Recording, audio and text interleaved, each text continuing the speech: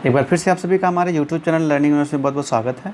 छात्रों, आज की इस वीडियो में हम 7वीं क्लास के विज्ञान के आकलन कार्य प्रत्यक्ष संख्या 1 जो कि 18 अगस्त के लिए है उसको पढ़ेंगे और सॉल्व करेंगे। आपको पता है कि जैसे जैसे हम वर्कशीट्स को पढ़ते जा रहे हैं, शिक्षा निदेशालय अब हमने क्या पढ़ा उसी को आधार बनाकर आकलन कार्य प्रत्यक्ष यानी असेसमेंट वर्कशीट जिसे आप इंग्लिश में बोलते हैं वह भेज रहा है। हमने हिंदी की, सोशल स्टडी के सॉल्व किए हैं।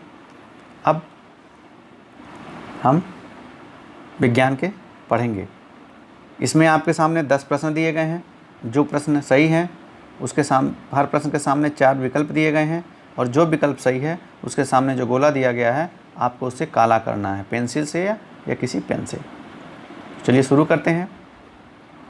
पहला प्रश्न है प्रकाश संश्लेषण। छात्रों देखिए, आपने पादपों पे भोजन और मनुष्य में पाचन ये सब चीज़ें पिछली वर्कशीट में पढ़े आ रहे हैं, उन्हीं से रिलेटेड ये वर्कशीट है। तो प्रकाश संश्लेषण के अनिवार्य रूप से आवश्यक है, यानी प्रकाश संश्लेषण के लिए क्या क्या ज़रूरी होता है? क्लोरोफिल भी ज़रूरी होता है, जल भी ज़रूरी होता है, सूर्य का प्रकाश भी। तो आपका जो चौथा विकल्प है ये करेक्ट है। दूसरा प्रश्न है हरे पादप अपना भोजन स्वयं संश्लेषित करते हैं प्रकाश संश्लेषण द्वारा। आपका ए सही है। तो पहले का 4 और फर्स्ट का दूसरे का फर्स्ट, 2 क्वेश्चन हो गए। अब तीसरे पे चलते हैं। निम्न में से परजीवी बताएं। परजीवी होता है अमरबेल, यानी ऐसे पादप जो प्रकाश संश्लेषण नहीं कर पाते, वो दूसरे पादपों के साथ रह करके उसके द्वारा संश्लेषित भोजन को अवशोषित करके अपना विकास करते हैं। तो ये अमरबेल होता है। निम्न में से कीच भट्ठी पादप क्या है? तो घटपर्ली को इंग्लिश में बोलते हैं पिचर पादप। आपका ए इसका भी सही है, ये कीट भक्षी होता है। तीसरे का ए, चौथे का फर्स्ट, इन दोनों का फर्स्ट ऑप्शन सही है। पांचवा प्रश्न है पत्ती की सतह पर उपस्थित रंध्र। आपको पता है पत्ती की सतहों पर जो रंध्र होती हैं उन्हीं के माध्यम से प्रकाश संश्लेषण होता है, तो उसे रंध्र बोलते हैं। तो पांचवें का भी पहला सही उत्तर है। छठा, सभी जीवों के लिए ऊर्जा का मुख्य स्रोत हमारे सूर्य देवता है।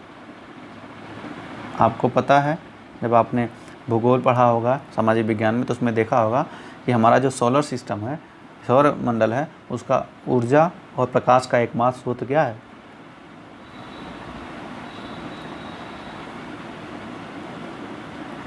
तो आपको उत्तर मिलेगा सूर्य।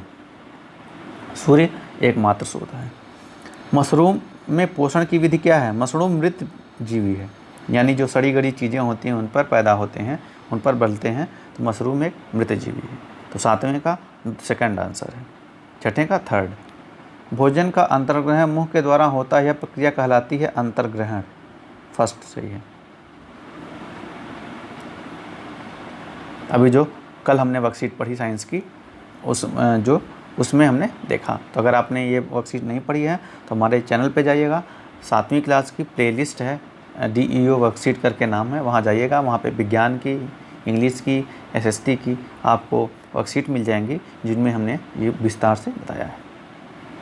9वां प्रश्न, जटिल खाद्य पदार्थों को सरल खाद्य पदार्थों में परिवर्तित होना या टूटना विखंडन कहलाता है।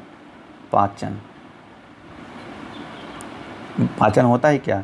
जो जटिल खाद्य पदार्थ होते हैं, हमारे पाचक अंग जो होते हैं, वो उनको सरल पदार्थों में तोड़ करके विखंडित कर देते हैं ताकि हमारे शरीर में अवशोषण उनका हो सके। तो इसका चौथा सही है।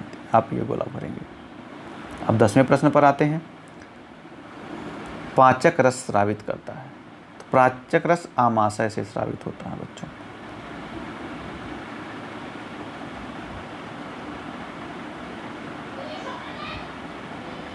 जो हमने पढ़ा, अब चूंकि यहाँ पे यकृत से पित्तरस निकलता है,